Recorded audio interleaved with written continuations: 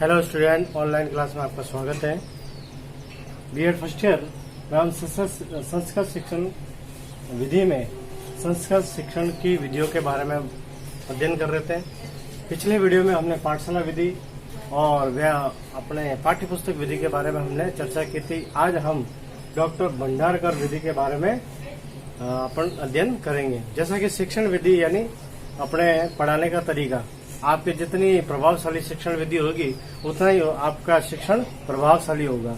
यानी शिक्षण विधि का मतलब होता है कि अपन किस तरह से पढ़ाए, बच्चों को किस तरह से अध्ययन कराए जिससे वो उनको आसानी से समझ में आ जाए।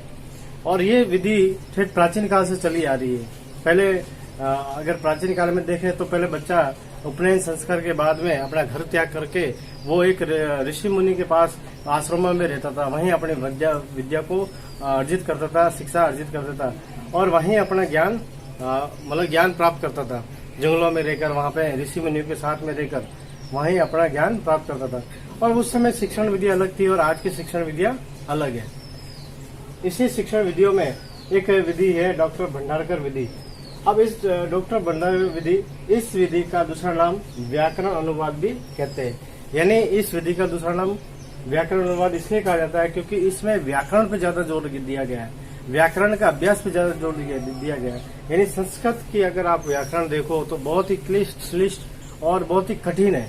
अगर संस्कृत भाषा को समझना है तो संस्कृत की व्याकरण को आना बहुत जरूरी है।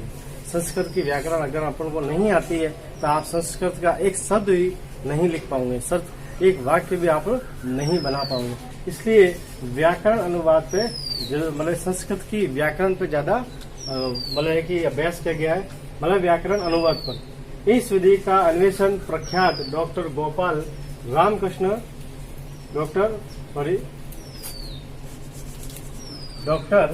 रामकृष्ण गोपाल भंडारकर द्वारा किया गया। यानी इस विधि का अन्वेषण किसने किया?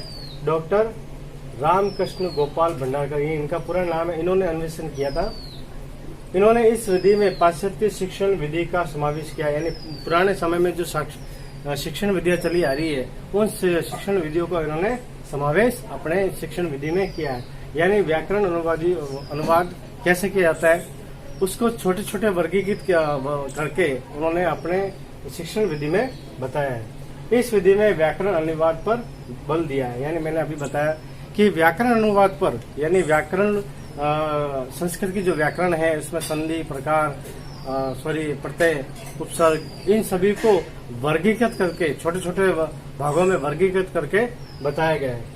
और उस डॉक्टर भंडारकर ने संस्कृत की एक पुस्तकें लिखी थी जिसका है मार्गोपदेशिका 1 और मार्गोपदेशिका 2। मार्गोपदेशिका में मतलब है कि प्राथमिक स्तर पर जो चीज सिखाई जाती है, जैसे धातु रूप है, शब्दावली है, संस्कृत के छोटे छोटे जो ग्रामर से संबंधित होते हैं उन चीजों को बताया है।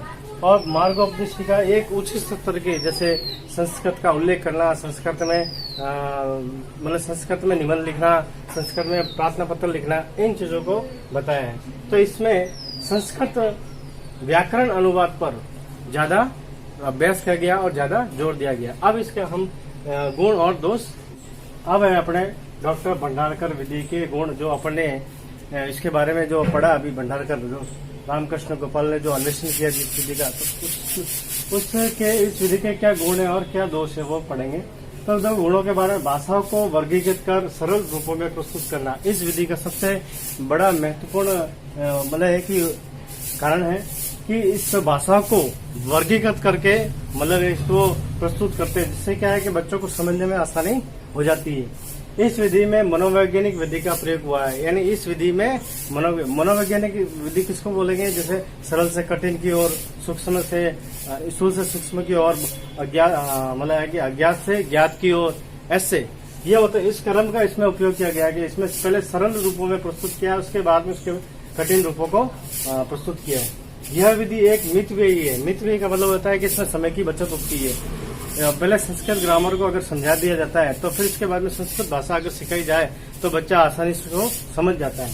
छात्र अनुवाद कला को प्राप्त करते हैं। यानी जितने भी हिंदी जो लाइनें हैं, हिंदी वाक्य है, उनको संस्कृत में वो अनुवाद कर सकता है, यानी वो अनुवाद करने में एक निपुण हो जाता है। अब जैसे जब विधि के कोई गुण होते हैं तो उसके दोष भी होते हैं। तो डॉक्टर भंडारकर विधि के दोष, छात्रों को संस्कृत में सोचने व अभिव्यक्त करने की अब उसके बारे में रोकती है।